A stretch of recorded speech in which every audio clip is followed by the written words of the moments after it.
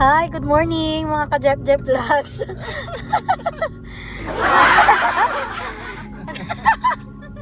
Nandito kami ngayon, papunta kami sa Service Canada para ipadala yung mga service post guys, Sorry, my bad.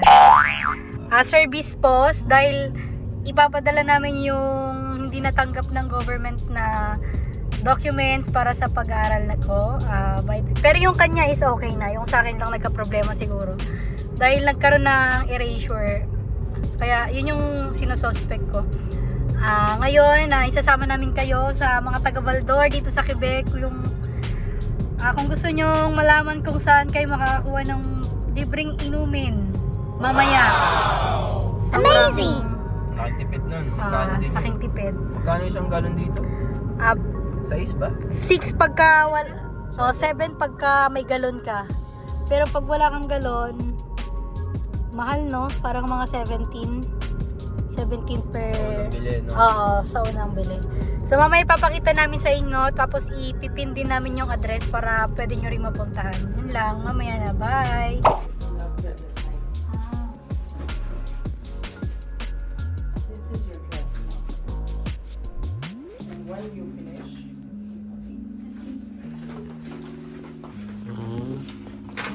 Express na. Guys, kasi yung last time, Papadala yung mga documents niya eh. sabi nung Para sa babae, school. sabi nung babae, express daw kasi importante daw to. Tsaka, pag yung regular lang daw, hindi daw kasi parang sigurado. Ewan ko sa kanila. Nung last time, niregular namin, hindi nakuha. Sa French school kasi guys, pag mag-enroll ka, bibigyan ka ng papers ng principal, mga endorsement paper nila para i-send mo sa government para i-inform sila na as visitor gusto mo mag-aral. Tapos from there, doon na sila magde-decide, may portal. Kaya nagre-ready siya, papadala niya yung mga papers niya. Sama nung mga student, yung visitor niya. Tapos yung letter from school. Hello, welcome back. Tapos na kami magpadala ng papers niya. Dito kami nagpadala, oh. Through Express. Through Express. Medyo may kamahalan lang pag Express guys, pero usually na 1 to 2 days lang daw yun. 1 to 2 days ba? Tama ba? Sige. Pagka yung regular kasi inaabot ng Tara. 1 month. Sobrang dami pang dinadaanan. Matawid kami ngayon guys eh. Tingin kami baka maglako kami. Let's go na dun Papunta na kami kung saan kami kukuha ng libreng tubig. Yan, dito na kami. Parang ano to guys, parang bundok. Tingnan nyo. Para siyang ang tawag doon, yung Yan. holy water. Holy water. Holy water. Sabi, may kasabihan daw na Sabi pagka yan, pag madaling araw. Holy week. Holy week. Madaling araw, kumuha ka ng tubig din kasi ayun yung parang pinaka-holy water niya. Amazing! Pero maganda yung guys kasi naka-filter na yan sa loob. Yan, may filter na rin yan. Oh, ayan siya guys. Ang ganda. Lang, ikot na kami. Dito na kami. Para medyo malapit na.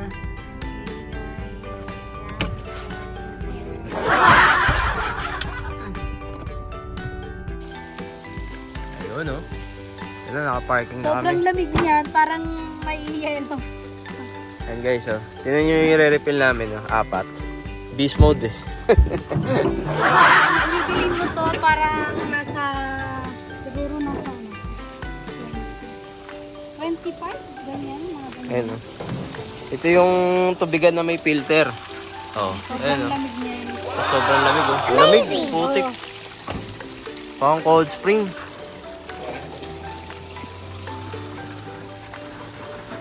Gising talaga diwa mo dyan pag nagbanlaw ka dyan. Pag lasing ka tapos naligo ka dito, maalis pumatang ka. Tanggal yung amats mo dyan eh. Tingnan niyo mamaya, yung galon namin mag-ano ka agad. Magmumoy sa sobrang lamig. Ay, Pero- nagpo-voice na nga, hindi pa. Ayun yung paligid oh, parang wala lang. Ang liit lang pero may bukal dito. Oh, ganito kami dito sa Canada. Ganito magtipid. Oh, Oh. ma'am, anong address to? Tignan mo, lamig, ano na kaagad ng... Anong address? Pipin ko na lang guys para sa mga taga Baldor dyan at mga papunta pa lang dito. Para pwede nyo masilip din. Okay, tapos na kami mag-igib. Sila pala. Mga igibedera. Tignan mo, oh, parang nakayat. Tingnan nyo yung mga garap, yung mga pinagripilan, no? Oh. Sobrang lamig. Nagmamoys agad dito. Yan, okay na, nakarang may yelo. Yan lang. Uwi na kami guys. Bye-bye. Okay, nandito naman kami ngayon sa post nila na napaka simple lang.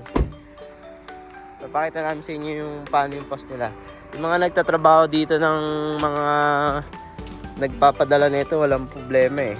Easy lang kasi nandito na lahat guys eh. Hindi na kailangan magbahay-bahay. Oh, dito ilalagay na lang nila yan per bahay to. Per bahay yung square.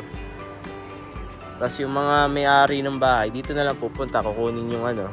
Amazing! So, parehong convenience sa side ng customer nila sa nung mismong nagtatrabaho. Ngayon, walang love letter na nakalagay eh, kaya alis na lang kami. Ayun na, nagdadatingan yung iba para kumuha.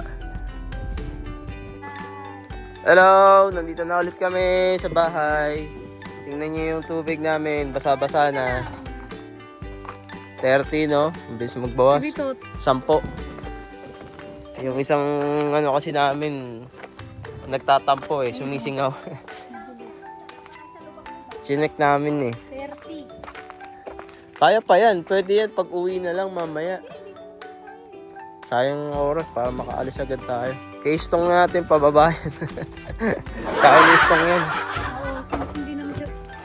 Ah, may emotion na pala lahat. Kaya nga, hindi na ngayon nakita ko. So, hanggang doon na lang siguro muna yung video. Short video lang. No? Binigyan lang namin kayo ng information regarding sa libreng tubig. Yun lang guys. Bye-bye! Share mo na lang.